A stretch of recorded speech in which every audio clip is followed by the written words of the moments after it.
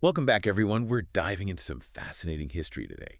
The Maratha Confederacy, a period just bursting with intrigue and ambition, and some pretty remarkable leaders, I'd say.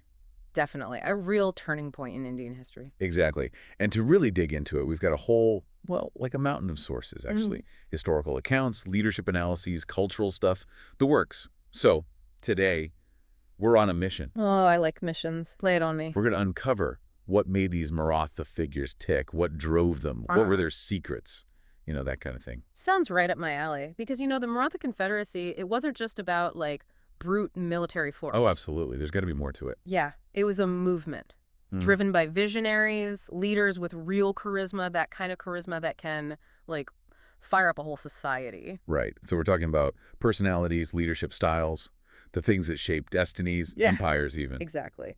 That's the good stuff. Okay, I'm hooked. So where do we start with all of this?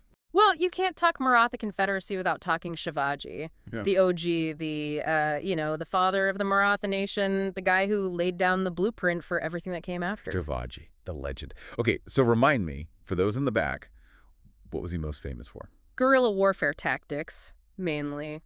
Taking on the mighty Mughals, you gotta have guts for that. Oh, absolutely. Yeah. Like, to talk about an underdog story, Yeah. taking on an empire like that, you need more than guts, You right? need brilliance, Yeah. strategic brilliance. Give me an example. Okay, so picture this. Battle of Kandana, 1657. Shivaji's forces. They scale the sheer cliff, like a cliff everyone thought was impossible to climb. Oh, yeah. They surprise the Mughals, capture the fort, boom, genius. A move that shows you he understood the land, how to use it, and wasn't afraid to, roll the dice a little. So he wasn't just some, warrior king charging into battle.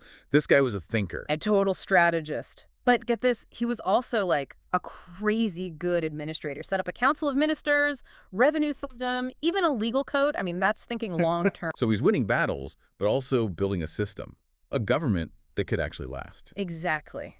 And that's Shivaji in a nutshell. Visionary, strategist, leader. Yeah, that's impressive. But his story is just the start, right? I mean, what happened after Shivaji? Did his successors, did they measure up? That's where things get really interesting. Because now we have, this line of leaders, each one dealing with their own unique set of problems, their own way of tackling things. Like Sambhaji, Shivaji's son. He was walking into, well, a powder keg. Aurangzeb, the Mughal emperor, he was dead set on wiping out the Marathas. No question. Oh, so the pressure was on. Big time.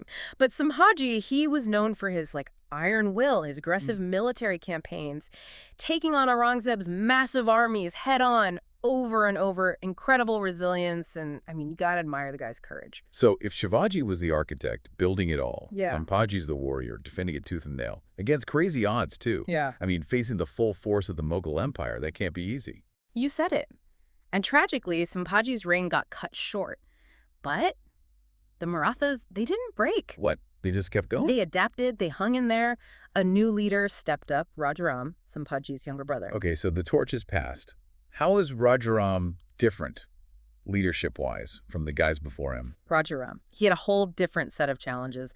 Mughals breathing down his neck. So his strategy, evasion, resilience, shifted the Maratha base south, using that rough Deccan terrain to his advantage. Interesting. So he knew when to, step back, re-strategize. Exactly. He was playing the long game, using geography as a weapon. It was a different approach for sure, but hey, it worked. I'm seeing a pattern here.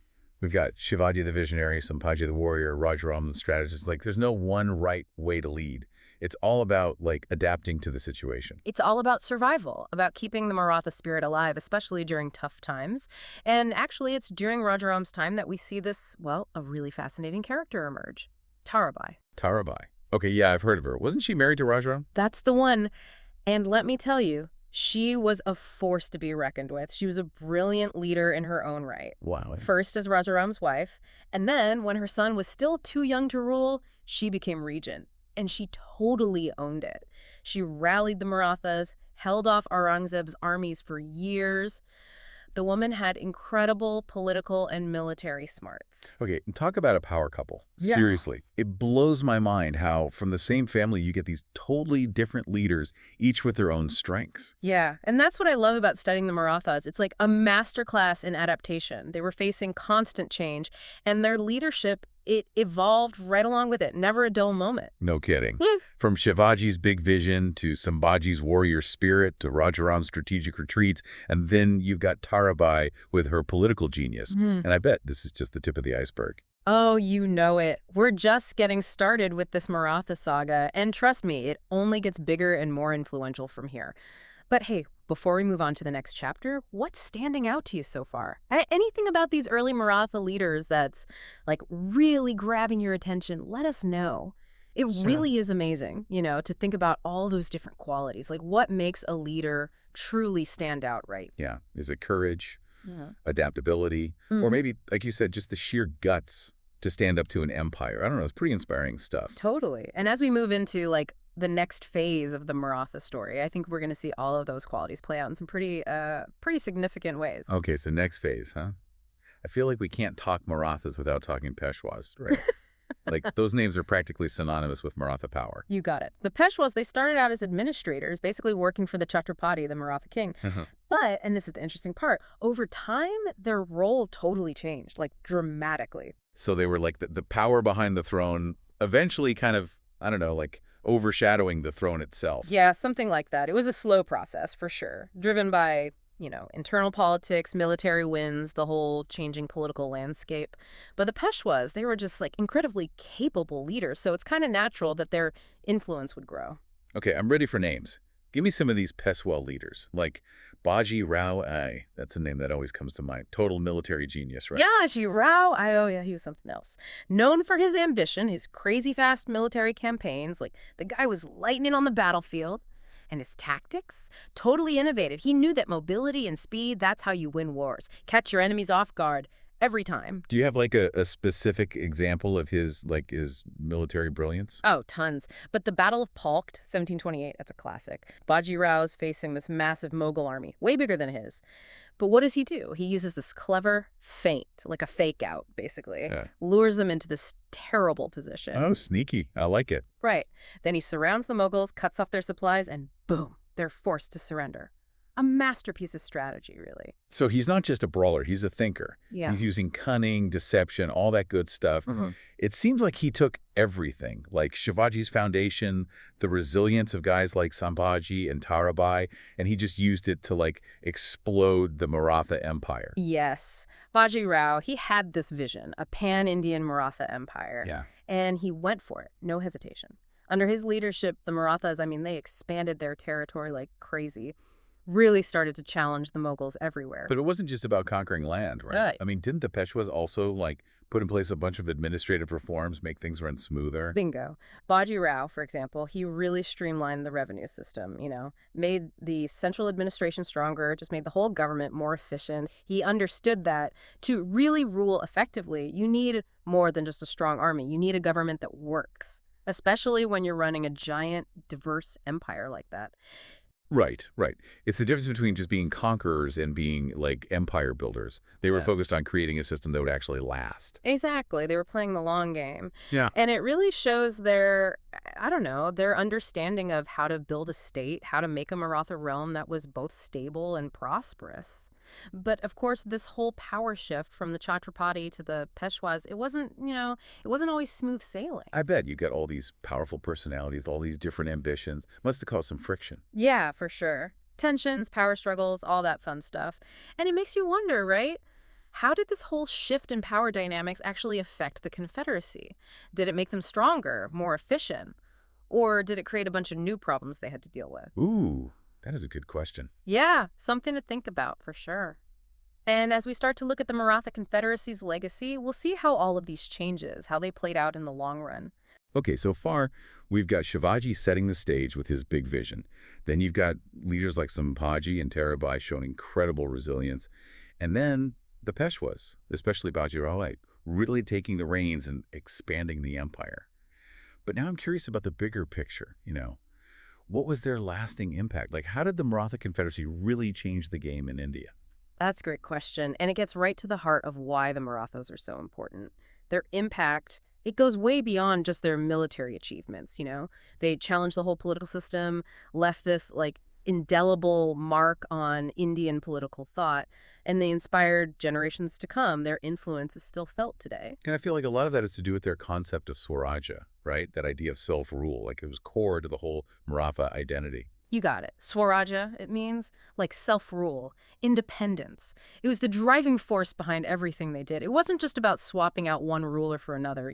It was about establishing a system, a government that was rooted in their own culture, their values, their dream of a free and independent India. Yeah, Swaraja. It's more than just like a word, right? It's about the deepest human desire for freedom, to control your own destiny. And honestly, it makes me want to understand the Maratha Confederacy's legacy even more. Like, how did their ideas, their leadership style, how did that continue to shape India after they were gone? Well, their influence, it's everywhere. You see it on a practical level, like their administrative systems, especially their way of collecting taxes. A lot of later Indian states, they like borrowed those ideas, but Hmm. there's a deeper level too. Oh, I bet. More like a cultural impact. Exactly. The Marathas, through their absolute refusal to bow down to the Mughals and that whole Swaraja thing, they really helped create a sense of Indian identity, like a unity that cut across all those regional differences. And that's a powerful legacy, one that it really fueled the later movement for Indian independence. It's wild to think about. They were like unintentionally laying the groundwork for a nation. Yeah, it's pretty incredible. And it wasn't just politics either. The Marathas, they had a huge impact on art, architecture, literature, the way they supported the arts. It led to this like explosion of creative expression. And their stories, all those tales of bravery and fighting for what you believe in, they became part of like the national folklore. Wow. So it's like their spirit, their energy, just soaked into every part of Indian society. That's a great way to put it. And that's why studying the Maratha Confederacy, it's so much more than just history. You're Huh. understanding the forces that shaped India, the people and ideas that still resonate today. It makes you think, looking at like all the problems India faces now, are there lessons we can learn from the Marathas? Things that might actually be useful in the 21st century?